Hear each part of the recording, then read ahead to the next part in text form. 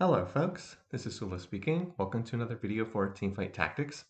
In this video, we're going to be looking at a team composition that uses the knife's edge augment, but in broader terms, we're really going to be looking at a setup where the augment almost chooses the team that you're going to end up playing. This is taken from the new patch. There was a huge patch that came out last week when I was away on vacation. And then that patch wasn't balanced very well. The TFT development team made like 150 changes, and I'm not even exaggerating, it really was like 150 changes. And in response to that, they had to put out a B patch, but this B patch actually does look like it fixed a lot of the problems that were in that one, and a lot of different things are viable in this team composition. So this is taken from a normal game. I've been running some different games on the new patch, just trying to test things out, see what looks like it works, see what looks like it doesn't work, that sort of thing. And I ended up taking a bow off of the initial carousel just because I was trying some different items, and there were no defensive items on that carousel. I still like taking a defensive item just because it provides a lot of flexibility. But in this one, there was no defensive item, so I had to go ahead and take the bow. So here, just buying up a bunch of stuff, nothing in particular. I don't really want Twisted Fate because I've got a bow that leans away from a spellcasting team composition, that sort of thing. But at this point, the game is still wide open. I can kind of play in a whole bunch of different directions, nothing particular. I end up getting a Zac and a Heimer. I was kind of hoping I could play into Yordles with that Heimer or Innovators, but I look at this and I was like, Featherweights? That's for reroll team compositions if you're going to reroll for like 1 and 2 cost 3 stars. Scrap Emblem, I was like, well, you know, Echo's nice, but I don't really have any scrap champions on my bench. So I go ahead and pick up the Knife's Edge. And so that is going to direct where this game is going. So Knife's Edge as a particular augment provides additional attack damage to any units that stand in the front 2 rows. And even though I really want to get this Heimer into this team competition, you can see there's a Ziggs there. Like, this is a good setup for playing Yordles and doing something with a spellcasting team comp, but I don't have the items for that, and I don't have the augment for that. Like, if I had some more general augment, then maybe, you know, I pick up the Ziggs, I play Heimer Ziggs, I try to find like a Poppy. We're playing spellcasters, we pick up like another Arcanist or something, but no, I don't have the items for that. And I also do not have the augment for that because that's not going to work with Knife's Edge. So instead, I end up picking the Darius, and I really should have picked up 2 Dariuses here, just in case I want to play Darius. There is also the option now to play Yordles, but as I already said, I'm not going to look to do that. So instead, I just need an item holder for right now. I'm going to have the Ezreal do that, but what I really want to do is get more units that are going to be in the front 2 rows. And that's what I'm going to be looking to do, play into this Knife's Edge team composition. Make use of the fact that I get that huge AD bonus, 40 AD for units standing in the front 2 rows. And there's not a ton of different team compositions that are going to make good use of that. The one that probably makes the most sense is some kind of Challengers team composition because Challengers are going to want to stay in the front 2 rows. So that's what I'm going to be looking to head towards. As I said, it's basically a case of where the augment is picking my team composition for me. There's the whole, if you remember Harry Potter, there was the whole thing about how like the wand chooses the wizard. This is the augment chooses the team, kind of. And here I get a much better shop in the sense that now I suddenly get a series of different challengers. So thanks to picking up that early Zac and finding the Warwick in the shop, I can also run early Chemtech, which seems like it'll be useful for right now. So for right now, 3 Chemtech, 2 Bruiser, but I don't really want to go into Urgot here just because so many people are playing Urgot nowadays. The Urgot Jinx Chemtech Bruiser is considered to be probably the strongest team composition in this particular patch. It's kind of like being back on the release version of set 6 where that was kind of the top end team composition. Obviously there's a lot of different things that can be played, but that one probably caps out at like one of the highest amounts, and it's a relatively straightforward team composition to play. But every time that I see these lobbies, there's always a ton of people playing that team composition. And again, although that certainly is viable, it's not exactly what I'm looking to go for here. Note that I also had a 2 item start. I only ended up with a bow and a belt. and that means that I am more gold heavy than item heavy at the start. I always think that that's probably the stronger way to start when you end up with more gold as opposed to having more items. And here I'm just going through and checking what everyone is playing, and I'm like, yep, a whole bunch of these people probably look like they're already going into Chemtech. I see at least 2 other people doing that, so I was like, I think Challengers looks pretty uncontested right now, so I'm going to look to head in that direction because it also takes advantage of the augment that I have picked up. 40 AD for units standing in the front 2 rows is really quite nice. That's a lot of additional attack damage, especially in the start of the game. Now, it doesn't scale quite as well into the late game, but it's really good at the start of the game. At a point in time where everybody's attack damage is pretty low, getting that flat 40 AD is really, really nice. So I'm able to win streak the first 3 rounds. I thought I did a good job of putting a board together that was reasonably strong, even though I do not have any 2-star units at all right now. Like, I've got all 1 stars, but 3 Chemtech, 2 Bruiser is pretty good here in the early game. So this means I'm going to pick last from the carousel. Different items that I'd like. My top thing I was looking for was to get that cloak on the Misfortune. 3 gold from the Misfortune would be great, and that would make a Hurricane, which is a good item for a future Urgot. And it also opens up the possibility of playing something else down the road, but it's not there. So instead, I'm going to go ahead and take the Zillion.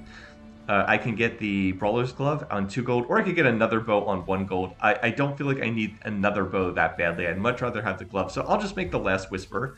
This is a nicely flexible item because I can run Urgot with this, with the Last Whisper, or alternately I could always build into Jhin as well, and that is another possibility. So I'm going to go ahead and put in the Camille. You might say, well, wait, why Camille over the Quinn? Quinn's a 2-cost unit. Well, Quinn doesn't really want to be on the front lines. She's much more of a traditional backline unit. So I'll go ahead and put in the Camille for right now. And that also opens up the possibility of playing Clockwork down the line. So 3 Chemtech, 2 Challenger, 2 Bruiser is nice. Now if I could just get some 2-star versions of these units. But I really do like having the Last Whisper. Even though Last Whisper is not really a great item on Warwick specifically, he's holding items for either Urgot or potentially for Yone down the line, or it could even be Jhin, although Jhin is not going to fit with this Augment Knife's Edge. Last Whisper is just a nicely flexible item, so I don't mind having made that, and even though it's an early slam of an item, Last Whisper I think is going to have some pretty good utility. Here, I get another nice shop. I'm able to find a second Warwick, so I was like, oh, cool, only need 1 more Warwick for Warwick 2-star. And I also find a Samira, who is another Challenger that I can slot in here. And then the question is going to be, when do I go up to 4 Challengers, where I get a much larger attack speed bonus? So just checking some of the other team comps here, checking to see, in particular, this person, Cunning Lamb, who's on the long win streak. This is a really important round because if I win, I'll carry the win streak all the way through the minion round. It'll be worth a lot more gold, like way more gold winning this round as opposed to losing it. So this is a little bit scary that the Singed has gone ahead and rolled a Gargoyle Stoneplate. That's going to add a lot of armor and magic resistance to that Singed. But fortunately, we're able to cut through that unit, and then we're able to start getting some resets for Warwick off of his Challenger trait, and I end up winning. Fairly close fight, but it might not look like it, but I did end up winning that one. And that means we're off to a great start. And now, can Cunning Lamb lose? Yes, Cunning Lamb loses another round. So I am on the long win streak and no one else is on a win streak. So that is just what I want to see. Now I see there's an Echo in the shop, and Echo would make the Assassin and Scrap trait. So I can now sell the Zillion. Zillion will not be the next unit in, it will be Echo. And I'll have a board, 3 Chemtech, 2 Challenger, 2 Bruiser, 2 Scrap, 2 Assassin. I was like, that feels pretty good, trait-wise.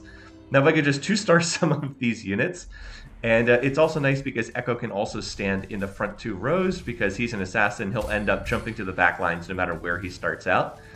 I also get a sword here, which is pretty nice. Don't mind having that sword at all. And then I get a rod, which is also nice because that can be a Morello's. Now I don't have a great Morello's user right now. I mean, I could put it on Echo, that would be great, but I would then need to replace the Zac, so I need to find another Zac to do that. So, but I definitely do want that Morello's. That's fantastic. You really want some kind of anti-heal in your team composition, and Morello's tends to be the most reliable way to get that. So I can use both of these items. Plus I still have that Reforger from earlier. And since I'm on the big win streak and I'm quite wealthy thanks to being on the win streak, and getting a 2-item start that had extra gold, I just go ahead and level to 6 here immediately so I can play that Echo that just dropped. And one of the things I liked about this game is I thought I was doing a good job of taking advantage of the champions that were appearing in the store.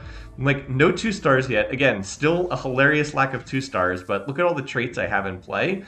And the fact that I am win streaking with no 2 costs on the board is a sign of 2 things. One, that I think I've built the team composition relatively well. And also a sign that the rest of the lobby may be not doing as good of a job as they should. This was a game where there were, you know, in normal games you can get all sorts of random stuff in terms of what other players are in the game.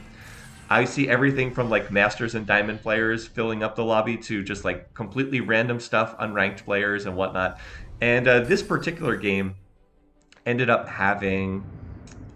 it was mostly gold players. I think like 5 of the other players were in gold rating or something like that. Now, I am also in gold rating, at least at the moment. So this probably feels appropriate from the matchmaking, but I really don't understand quite what it does in normal games. It doesn't always make a whole lot of sense. My perception was that this was not an especially strong lobby. Not terrible, but like players that are actually in gold, and not people that are just temporarily in gold but are actually like Diamond or Masters players from the last season. Not terribly crazy in terms of like the board strength they put together. This fight looks a little scary because there's a Garen with a Bramble Vest, but fortunately Warwick gets the Last Whisper to go off immediately and shred through the armor, and then we end up winning that round really, really easily. So I was kind of worried that that would end up being a tougher fight, but nope, Last Whisper on it. And it really feels like Last Whisper is just a crucial item to have on any AD-focused comp. You need to have one Last Whisper somewhere if you're playing an AD comp. So I don't mind slamming that early because it's going to have good utility, and we just saw it in that fight there. Okay, second augment. What are we going to get here? So there's Phony Frontline. I don't need more Frontline. There's Item Grab Bag, which no longer gives you a Reforger with it. And then there's Makeshift Armor. And the Makeshift Armor... I'd end up taking that. I don't know if that was, I don't think that was great, but I think I had less use for the other things. Item Grab Bag maybe would have been better overall, but getting extra armor and magic resist on everyone on your team, not the worst thing. Everyone that doesn't have items on your team, I should say. And then this is kind of tragic. I find a Jhin here, and I have really good items for Jhin. Like, this is a nice setup for Jhin, but if I play Jhin, then I'm not taking advantage of the Knife's Edge augment. So even though it really killed me not taking the Jhin here, like getting an early Jhin with these items would be fantastic, but no, can't really play Jhin here. Not if I want to make use of Knife's Edge. I would then end up with a dead augment. So gonna have to continue holding out for Yone, who people do not seem to be playing maybe as much since these patches came out. He did end up getting a pretty big bug fix / nerf, which I'll talk more about later on in the game. For right now, though, I'm still playing through the Warwick, still having Warwick be my item holder, and then just kind of filling out the rest of this team with other synergy units. This fight's closer than some of the other ones we've seen, but we're able to get some resets and end up winning that one. That was the other person who was win streaking, Angelus Mortis, and that person was at 100 HP because they've got the healing augment. But they had actually lost some rounds. They were not full win streaking through the whole game like I am. Okay, so here I've got a sword on my bench, so a number of different things that would be good. Chain Vest for Guardian Angel would be good. Another bow for a potential Giant Slayer would not be bad. I could even take another sword and look to make Deathblade. That wouldn't be bad, but out of the options that are still here, I go ahead and take the Chain Vest, and I'll just make Guardian Angel. And at this point, I'm definitely thinking I'm going to play into Yone, because Guardian Angel has always been one of his key items, so that his clone can keep attacking even though he's in the reviving animation. I also see a Lissandra here, so I'm going to pick up the Lissandra because she is a much better user of Morellos than anyone I have on the team right now. And that allows me to keep Chemtech in while removing the Twitch. That does drop Assassin trait, which is not ideal, but that's okay. I maybe should have kept Twitch in there because I also have the option of putting Morellos on Echo, and Echo is also a very good user of Morellos. But I wanted the option to play into Scholar later on, like put in another Scholar champ to pair with the Lissandra. Ideally, I'd find Janna for that because that would allow me to like take out Echo, play Janna, then I pick up Scrap, keep Scrap, and pick up Scholar, which would be pretty nice. So we'll see what I can get in that regard. And again, I'm still just kind of winning these rounds fairly easily. That person, Tripod Terry, I guess, is full loss streaking with Mercenaries, so presumably they're going to try to cash out with Mercenaries at some point. They probably should be looking to use at least some of those items to make their board strength a little bit stronger, because they're bleeding out a ton of health right now, but oh well. Alright, so here I will go ahead and look to play something. I was going to put in Zillion because I want to get a Clockwork trait in, and then I was like, okay, well I can do this. I can get Clockwork in. Just replace the Samira with the Camille. And by the way, if you look at my board, I have won 9 rounds in a row, and I still do not have a single 2-star unit. So yeah, just really relying on the strength of Knife's Edge and having a lot of traits in play. By the way, I don't think I should have been able to win streak this many rounds. Not with 0 2-star units. That really should not be happening. But you know what? I'll take it. I'm not going to complain. And if I can win this round and carry a full win streak through the second minion stage, that would be just amazing. So it's like, come on, Warwick, get that armor shred for me. Cut through the armor on these Yordles. Get in the back lines. Kill that Ziggs. Kill that Lulu. And yeah, so I actually managed to do that 10 wins in a row with 0 2-star units. Like I said, both an indication that I think I made use of what I was getting reasonably well. By the way, here's a much better Challenger unit. We definitely want the Fiora in there, so let's just go ahead and do that. And in fact, I think I go up to 4 Challenger here, if I'm remembering correctly. Put Samira back in, and I think that I need to play 1 more Challenger. I could put the Camille back in and get up to 4 Challenger, although it would cost me scrap. Still wouldn't be the worst thing. Alright, so I am also trying to build into my eventual future comps. Like, I'm going to want to pick up this Braum here. I get another Leona, and I'm also getting some useful items here. I need to... Did I remember to pick up this Braum? I really should, because I'm going to be playing into the Braum eventually. I think... Oh, nope, too slow. Too slow to pick that one up. And then here, I see that there's a Tahm Kench. So I was like, ooh, you know, I really probably should play that Tahm Kench at least for like a couple rounds and see what happens. So I'm going to go ahead and do that. Just toss him in. He keeps Bruiser trait in play, although he does cost me Chemtech. And this allows me to move the Morellos over to the Lysandra. And I'm also going to put a Jeweled Gauntlet there. Now, long term, what I really want is I really want to be able to put these items on Kaisa, because she will be a really good user of them. The downside is I have dropped some traits here. Note that I'm down to just 2 Scrap, 2 Bruiser, 3 Challenger, which is not ideal. Definitely weaker in terms of the traits that I'm playing. Better units, but weaker traits. And in particular, Tom does not end up doing a whole lot in this fight. I don't think he was able to get off an especially good chomp. So it's like, can we manage to cut through the Vex? We do. Oh, Warwick not quite able to get in the back lines. And did I forget to pick up this Braum again? I really should pick up these Braums. All right, I remember I picked up one of them, but I should have picked up both of them, because I am going to want these bodyguard units in my team composition long term. So the win streak does come to an end, but I'm getting close to being able to hit level 8. And I'll just go ahead and hit the level 8 right now. So we go ahead and switch out the Bruisers for bodyguards. And now I need to look to start getting into the rest of my team composition. I need to get up to 4 Challengers. So I need to put another Challenger in. So I put in the Twitch, which does make Chemtech back again. But I do only have 3 Challenger. So is that better? I'm not exactly sure. In the process of transitioning here, I'm basically going from this more Chemtech-oriented team comp into a Challenger-oriented team composition. And I'm going to need to roll there a bit. Like this board of 1 stars was amazing that I win streaked as long as I did, but it's not going to be able to continue winning rounds for much longer. Not against this person that has a board that's running, I think, Scrap 6 as a trait. But, you know, I should be able to start rolling down here. I hit the 2-star Warwick, and then I immediately realized that there's a Yone in the start, and I was like, oh, crud. I should have held off until I sold the Warwick and replaced, because now I'm going to lose all my Warwicks. Like, I could have had 2 Warwicks on the bench, but nope. I do want to get Yone in. So the instant I hit 2-star Warwick is the instant that I sell it, and I just should have done that in the opposite order. I just saw the little 2-star thing, and then I was like, oh, yeah, that was definitely a mistake. And then I'll go ahead and put 4 Challenger in. So let's talk a little bit about how Yone was changed in this most recent V patch. So basically there had been a bug ever since the start of set 6 was released, which caused Yone's clone to get double the value from his traits. Like, Yone gets extra attack speed from Challenger, and he gets extra AD and AP from Academy. And the bug was that his clone was getting double the benefit from both of them. Like, if he got 50% extra attack speed from Challenger, the clone would get 100% extra attack speed from Challenger. So yeah, that had been around since the beginning of the set, and that was not something that was intended. So in this B patch, what they did was they fixed that bug, and then they also buffed Yone's base stats. They buffed his AD and they buffed his attack speed to compensate. So the question was like, is this a nerf? Is this a buff? It wasn't exactly clear. The general perception was that this was a nerf. And by the way, I would 100% take that Yone with the sword, because that could make my last item Giant Slayer, and also give me 2 out of 3 Yones, which would be nice. But I take the Zillion instead, because the sword's still good.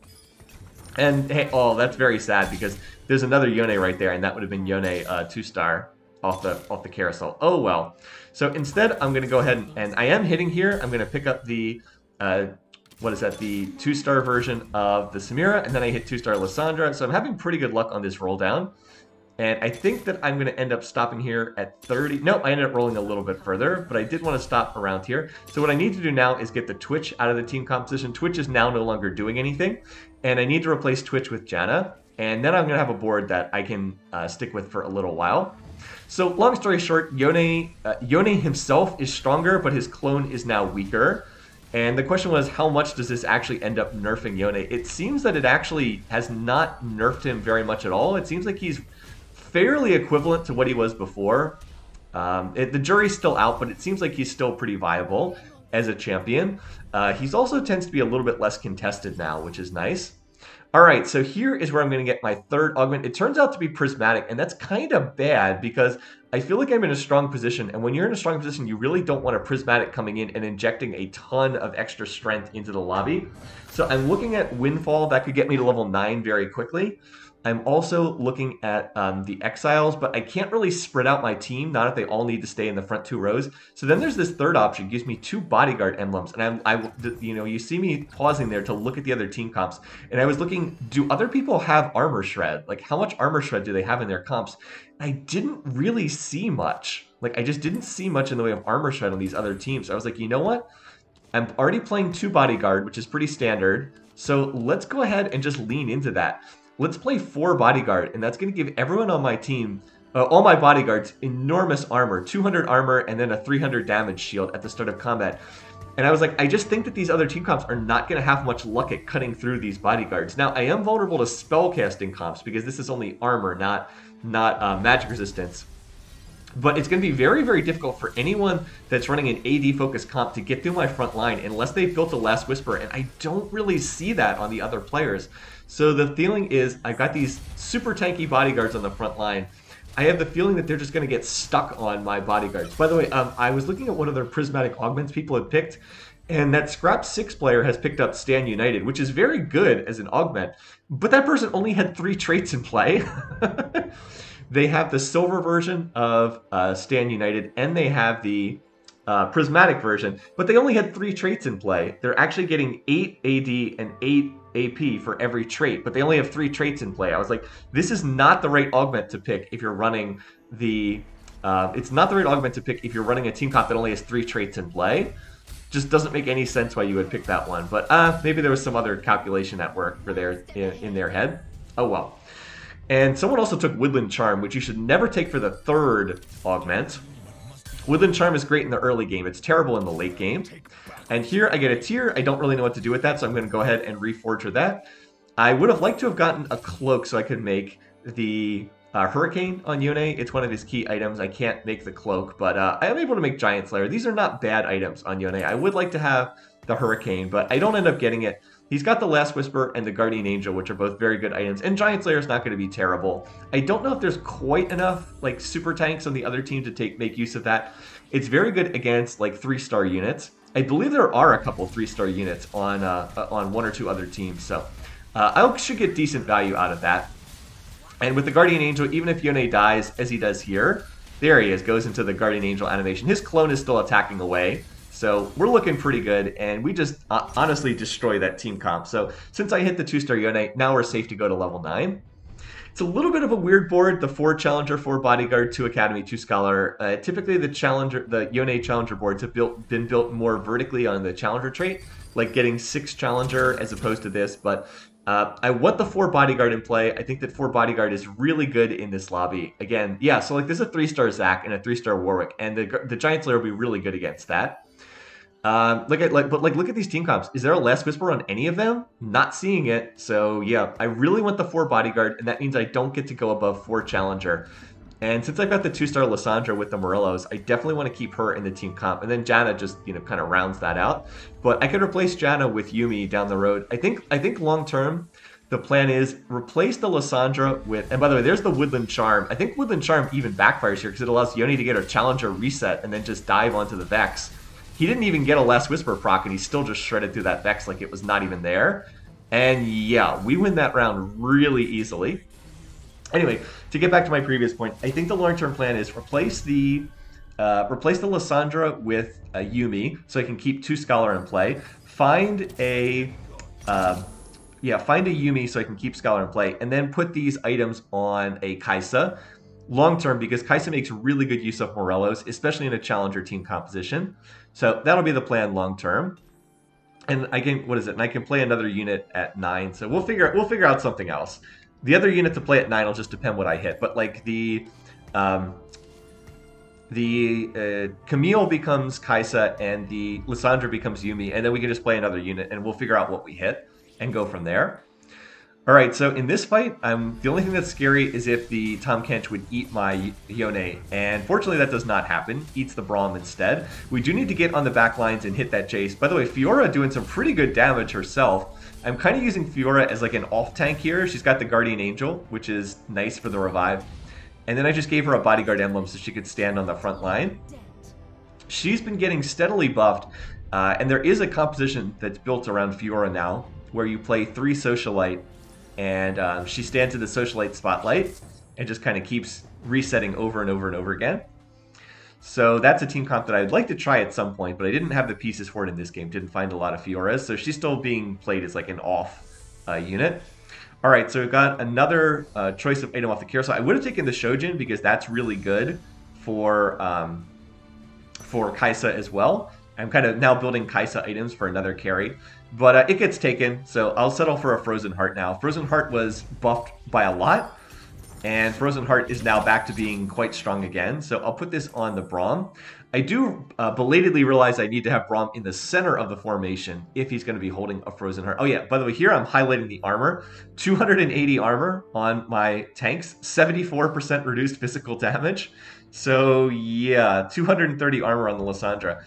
If you've been noticing these recent fights, none of them have been remotely close. Just no one in the lobby has the tools to cut through these bodyguards. So I just kind of annihilate these other teams. Like, look at this team composition. Okay, you've got, a pretty nice Jinx there, but there's no armor shred anywhere on this team comp. So how are you going to get through this front line? Like, it's just going to take forever to get through my bodyguards up on the front lines. And by the time that Jinx is able to start killing my units, I'll have killed the entire back line and then can just jump on the Jinx and kill her too. So that's what's that's what's going on in these fights. Like, that is not a weak team composition, but I'm just not having much trouble beating it.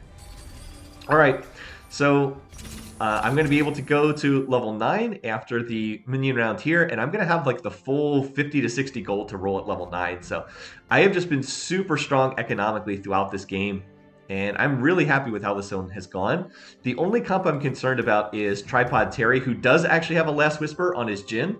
And that may be part of the reason why that team comp's win streaking. 4 Sniper, yeah, I mean, that comp looks pretty strong, I'm not going to lie. I'd actually be more scared if there were more Enchanter units on that team comp, though.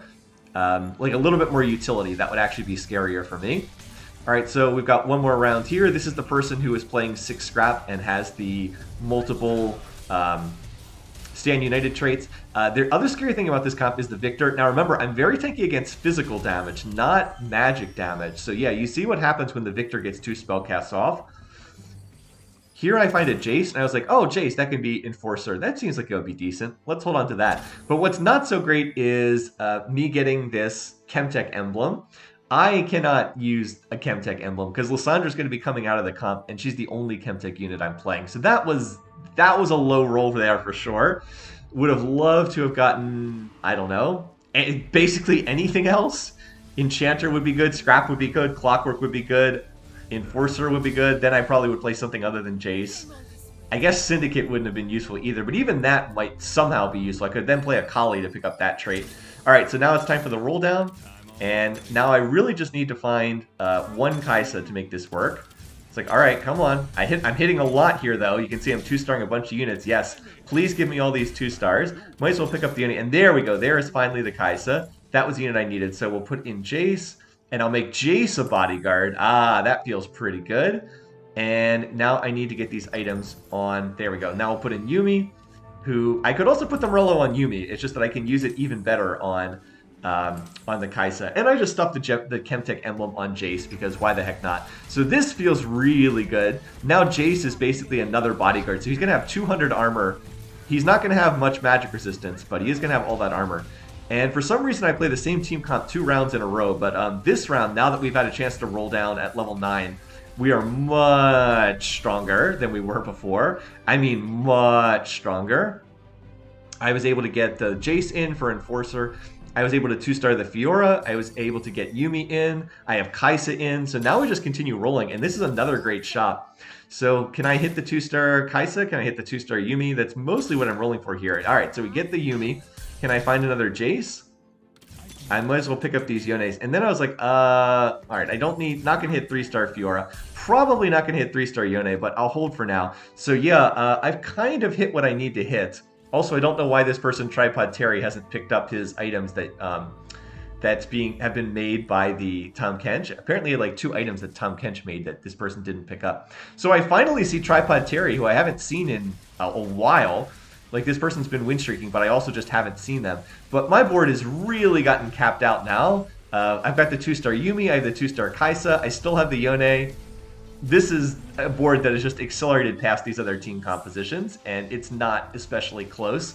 So it looks like Tripod Terry is going to say bye-bye here as a result of losing to the Victor. So it's down to just me and Divine Sense. This is the person who was playing Scrap earlier, and I actually do hit the 2-star Yone.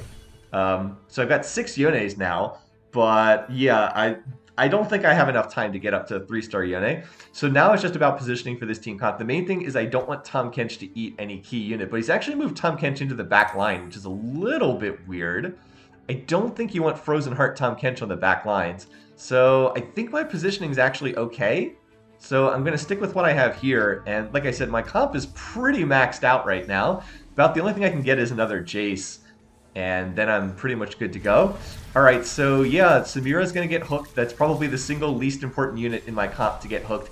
Kaisa's dashing around doing her thing. Janna's going to get her ult off. Again, the scary part about this team comp is there is a lot of magic damage, and there is a Last Whisper on the Jace. So like the itemization is definitely better on this team comp than some of the others I've seen. So yeah, that fight ends up being relatively close. So the scary thing is I cannot let this person get Victor 2-star. I see that there's a Victor on the carousel. I was like, I have to take this. I cannot let you get Victor 2-star. My comp is not tanky against magic damage. I need to stop you from taking that. I don't know if this person would have taken that, but I just can't allow them to get the Victor 2-star. So I end up taking the Victor just to deny it on the carousel. And hey, guess what? I can actually make a challenger emblem off that. Hey, remember that bow that was sitting around before? So now we're just going to make Jace a challenger as well. So what the heck? Okay, Jace now has so many traits. He has Transformer trait, he has Enforcer trait, he has Challenger trait, and he also has Bodyguard trait. Technically, he also has the Chemtech emblem, but he's not making use of that. So anyway, now I've just got yet another challenger. I should probably sell the Yone and roll for the Jace 2-star, but I just let it sit here for the time being. And this person didn't change their positioning, so I'm not going to change my positioning. But now Jace gets the attack speed as well, so that's pretty crazy. And it's really just a matter of how quickly we can cut through the front line and get on the Victor and on the Jace on the other team in the back line. We actually do a much better job of doing that in this fight. So while the previous fight was close, this one I have better fight RNG, and it's not close at all. I just kind of dumpster that team comp very easily. So it's a win, and I think I had like, what, 70 HP in this lobby? So just a very comfortable game from start to finish. Sometimes they're nail biters and sometimes they're not. And I was super rich throughout this game. So I just decided I'd cast this, number one, to show a little footage from the new patch, but also to show the importance of playing to your augments. I really built my team composition around the Knife's Edge augment, and then after that around the bodyguard crown, the double bodyguard. So I thought it was a fun game, and I hope it was entertaining to watch. Once again, thanks for watching, thanks for listening. Hope you guys have a great week, and I'll see you again soon.